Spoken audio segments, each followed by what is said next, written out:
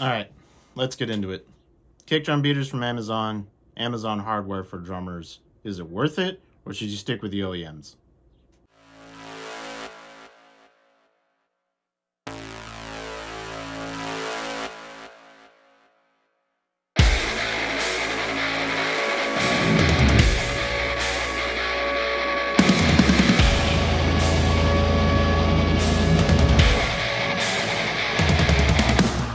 I don't recommend Amazon as an end-all fix-all option for everything drummers. I don't. There are instances where paying the money for the name brand stuff is actually worth it.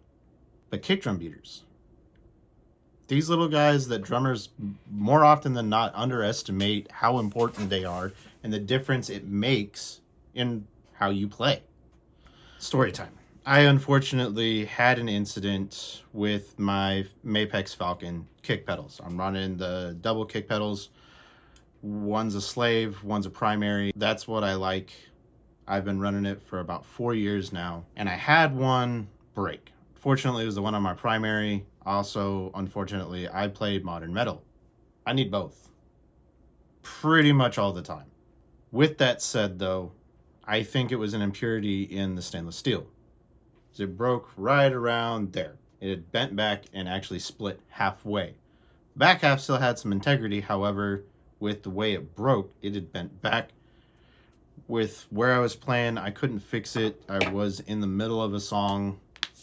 It was unfortunate. I ended up having to use my floor tom as acting second foot for my kick drum. Ended up using my left foot, which is my non-dominant foot, to finish out the set. Now, I had a show, I think 5 days later. I needed a quick fix. I was checking the prices, seeing if anyone had the OEM Mapex Falcon kick beaters in stock. No one did. It was going to be about a week until they got it in, if I ordered it right then and there. This is 8 o'clock at night. There was no way I could deal with that. So, what did I do? What most of us do in pinches like that, go to Amazon. And I found this, which is the Torin stainless steel kick beater. It is a Speed Cobra style kick beater.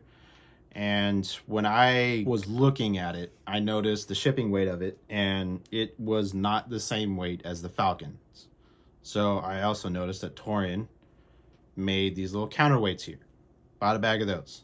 Now, this one kick beater, 14 bucks. $5 for the pack of the counterweights.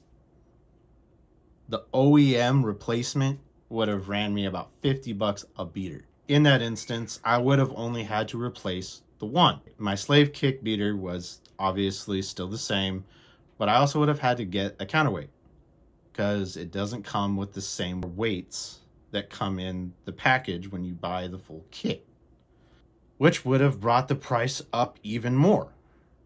So, 14 bucks a beater as opposed to 50 bucks a beater plus weights. These weights are only $5. It was an easy sell for me. Figured, if nothing else, get me through the week. I'll go and get an actual name brand one after it. But I ended up liking these so much that I've stuck with them. Been on these for about 3 shows, 2 recording sessions, countless hours of rehearsal. I actually find myself liking these better than I did the Falcon beaters. Now, there are some differences, and it did take me a little bit to get used to. Biggest ones is, again, this is a Speed Cobra style beater. I was playing a more blocky, bulkier one. The counterweight on this, now I could run it above, but it's still not going to be the same because the counterweight on the Falcons is actually right behind the beater. So ergonomically, it feels a little different. I don't feel like these take more effort to get into motion. However, I do feel like these take less effort to stay in motion. And I'm loving that aspect. With that, though, these do feel a little heavier just because of the weight placement.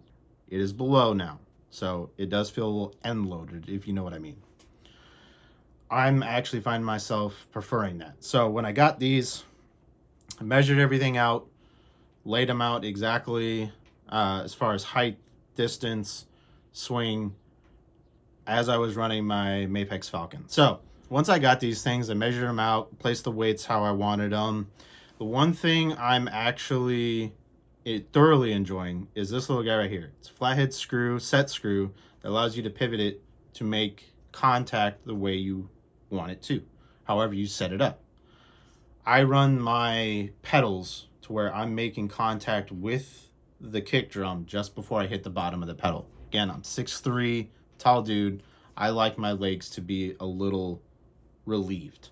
I do play heel up, so that does make a difference on how I set my pedals up. Now, you can run it however you want and however you play, however is comfortable for you. Every body is different and everybody plays different. These things have been absolutely outstanding for me, especially for the price point. The customization is impeccable. I'm loving that. The other big thing I will note is this guy. Now you can remove it and run the plastic side. On my Falcon beaters, I was running the plastic side. However, what I did was I took the foam off, beat it with a hammer to get it a little bit more compressed. I do like that added little 1/8 of an inch onto it. Feels more like how I was running my Falcons, but it wasn't making the solid hit like I like. I don't have a heavy foot. Those of you with a heavy foot, you might just want to run it as is out of the package. The foam on top is soft. It does make a difference if you're unfamiliar with how pedals work, with how your kick drum sounds. Who's this for? Anybody who is in a pinch like myself. It is a cheaper option. They do stand up. My only gripe, and I will note this, is the paint. The paint on it is chipping pretty good. That's just from taking them off the pedals, into the bag, out of the bag, onto the pedals. My bag has a sleeve for beaters. I find myself utilizing that for them. They're not rubbing against each other or anything like that, but that paint has chipped. Now, again, $14. You don't like it, strip it, paint it yourself. It's really not that hard. My experience with them has been absolutely outstanding. If you're looking just to try a Speed Cobra style beater, I also recommend them. Now, with that though, if you're trying to get the feel for a Speed Cobra style beater without paying that much money, do run the extra weight, which I would recommend, because the Speed Cobras do have a little bit of an end load to them. Run the counterweight above the beater and then set your angles. I do recommend these, even with the paint chipping. They are a good budget option. If you want to stick with the OEM stuff, pay the extra money, awesome, good for you. I get it. In the moment, like I said, I couldn't source the beater I wanted in time, so I got these, and I find myself actually preferring these now that I've gotten used to them. That's my opinion. Let me know yours down in the comments. I've been Jonathan from Reasons. You guys have a great day.